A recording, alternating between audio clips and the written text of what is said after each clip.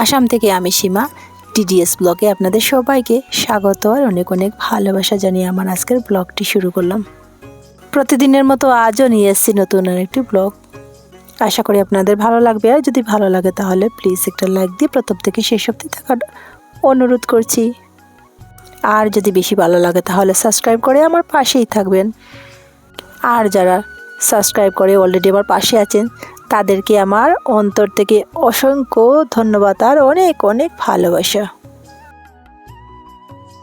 আজ আমি অফ ক্যামেরাতে সকালে যা যা কাজ ছিল সব কিছু সেরে এই যে সকালের ব্রেকফাস্টটা বানিয়ে নিয়েছি। তবে আজ ব্রেকফাস্টে আছে আমার সবজি দিয়ে ম্যাগি। সবজির মধ্যে ছিল গাজর, বিনস, টমেটো আর ক্যাপসিকাম, সাথে ছিল বাঁধাকপি। আমার ব্রেকফাস্ট রেডি, সবাইকে খেতে দিয়ে এখানে আমার যা যা কাজ ছিল সব কিছু সেরে গেছিলাম আমি আজ বাসাতে যাওয়ার পর দেখি এত সুন্দর একটা দৃশ্য, সেটা যদি আপনাদের সাথে না শেয়ার করি তাহলে তো আর ভালো লাগবে না। দেখুন আমাদের ওই বাসাতে বিড়াল আর ওর ছানাপোনা নিয়ে কি সুন্দর সকালের খাবার খাচ্ছে, আর খাওয়া দাওয়া সেরে কি সুন্দর হাত পা ছড়িয়ে ছিটিয়ে খুব আরাম করে শুয়ে আছে। যাই হোক, ওদেরকে নিয়ে একটু মজা করলাম। এরপর চলে গেছিলাম আমার সবজি বাগানে, সেখান থেকে কিছু সবজি তুলে নিয়ে এসেছি। আর সবজিতে ছিল আজ করলা। তবে এর মধ্যে আরও সবজি ছিল, সেগুলো আর আমি আজ একদমই ভিডিও করতে পারিনি, কেন না কাজের অনেকটা চাপ ছিল। সে কারণে ভিডিও করার সাথে কাজ করাটা অনেকটা ঝামেলা হয়ে যায়। সে কারণে শুধু ওই করলার গাছ থেকে পাড়ার সেটার একটু ভিডিও করলাম। গাছটাও দেখুন কত সুন্দর হয়ে ধরে আছে গাছে। এখান থেকে আমি আমার প্রয়োজন মতো কিছু করলা পেড়ে নিয়েছি, আর সাথে সাথে গিয়েছিলাম কলা বাগানের ওইদিকে। তো গাছে দেখলাম অনেক কলা ধরে আছে। এখান থেকে যে কলাটা পুক্ত হয়েছে সেটা কেটে আমার বড়বাবু আসার সময় নিয়ে এসেছিলেন। দেখুন কত সুন্দর গাছে ধরে আছে। তবে আজ আসার সময় কী কী সবজি নিয়ে এসেছি এই ভিডিওতে আর শেয়ার করতে পারবো না, অন্য কোনো ভিডিওতে নিশ্চয়ই শেয়ার করব কী কী এনেছি। তবে আজ আমি ওই বাসাতে যাওয়ার আগে সকালের বাসি কাজ সেরে কিন্তু স্নান করে ঠাকুর পুজো দিয়ে গেছিলাম। ঘরের পুজোর সাথে সাথে মন্দিরের পুজো করতে হয়, আর সব কিছু সেরে আমি কিন্তু গেছিলাম ওই বাসাতে। সেখান থেকে এসেই রান্না বসিয়ে দিয়েছি। এখানে বসিয়ে দিলাম করলা ভাজা। তো আসার সময় যে করলা নিয়ে এসেছিলাম সেটা এখন কাটাকুটি করে ভাজা বসিয়ে দিয়েছি। আর আমার ঘরে আমি ছাড়া সবাই করলা ভাজা খেতে একটু বেশি পছন্দ করে, তবে আমার করলা সেদ্ধ খেতে একটু বেশি পছন্দ লাগে।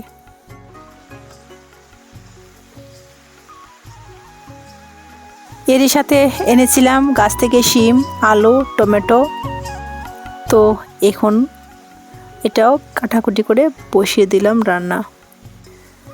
ইচ্ছে ছিল যে আজ কি কি এনেছি সব কিছু শেয়ার করার জন্য, কিন্তু কি জানেন ভিডিওটা অনেকটা লম্বা হয়ে যাবে, সে কারণে আর এগুলো আর দিলাম না। না হলে আজ দিয়ে দিতাম কি কি এনেছি সবজি।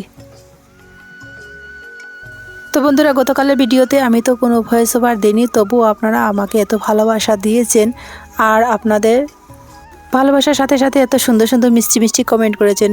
সত্যি আমি অনেক মোটিভেট হয়েছি। তাই আপনাদেরকে আমার অন্তর থেকে অনেক অনেক ভালোবাসা জানাচ্ছি। এইভাবে আপনারা আপনাদের মহামূল্যবান সময় দেওয়ার জন্য।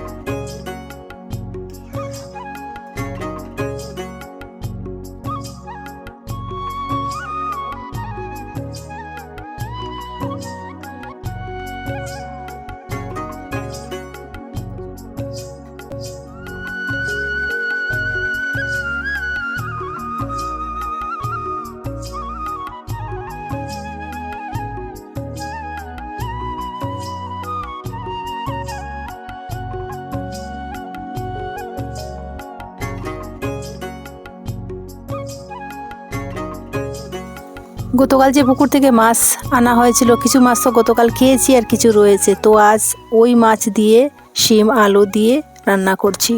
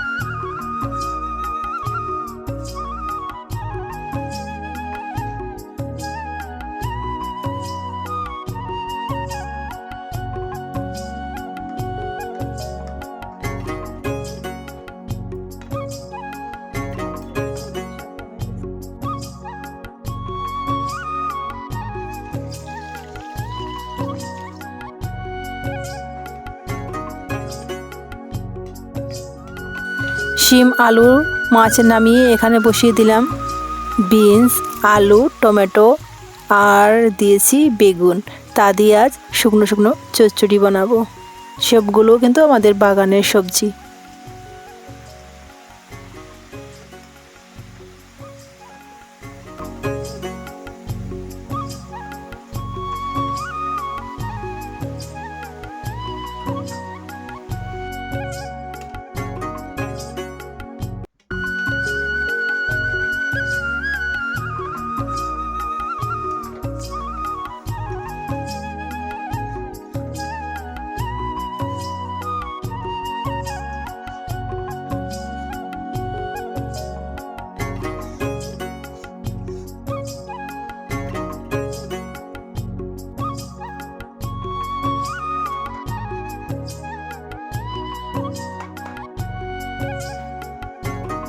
রান্না করতে করতে এই চেকটা দেখুন, এটা দেখে তো আর লোভ সামলাতে একদমই পারছি না। তো এখান থেকে দুটো কুল খেয়ে নিলাম। এরপর চলে গেছি লাউ গাছের দিকে।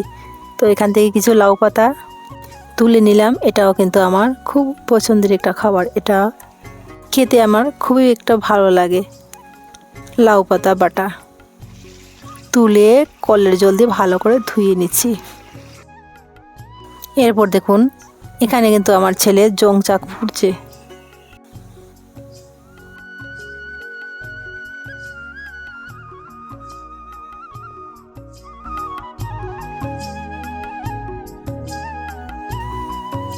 আর এই যে দেখুন, আমি এসে বসিয়ে দিলাম। প্রথমে দিয়েছি শুকনো লঙ্কা, তারপর রসুন, তারপর দিয়ে দিলাম কালো জিরে। সেটা একটু ভালো করে ভাজা হয়ে যাওয়ার পর দিয়ে দেব তুলিয়ে ধুয়ে কাটা লাউ পাতা। যেহেতু আমি একাই খাবো সেজন্য আমি অল্প করে তুলেছি। আর আজ আমি এটা বাটা বানাবই না, একদম শুকনো শুকনো ভাজা ভাজা বানিয়ে নেব। তো বন্ধুরা, সম্পূর্ণ রান্না শেষ হওয়ার পর শেয়ার করছি। আজ রান্না করেছি 3 পিস লেজ ছিল, সেটা কেউ তরকারিতে দিলে খেতে চাইবে না কাটার দরুন, সেজন্য এটা একটু ভাজা করে রেখে দিয়েছি। ছিল আলু, শিম দিয়ে, মাছ দিয়ে, করলা ভাজা, লাউয়ের পাতা ভাজা, বিনস, আলু, টমেটো, বেগুন দিয়ে শুকনো চচ্চড়ি, আর সাথে ছিল আলু, রাজমা আর মাছের মাথা দিয়ে। সেটা আগের দিন রাত্রে ছিল। রুদ্রে দেওয়া কুলগুলো তুলে নিচ্ছি। তো বন্ধুরা, আজ এই পর্যন্ত।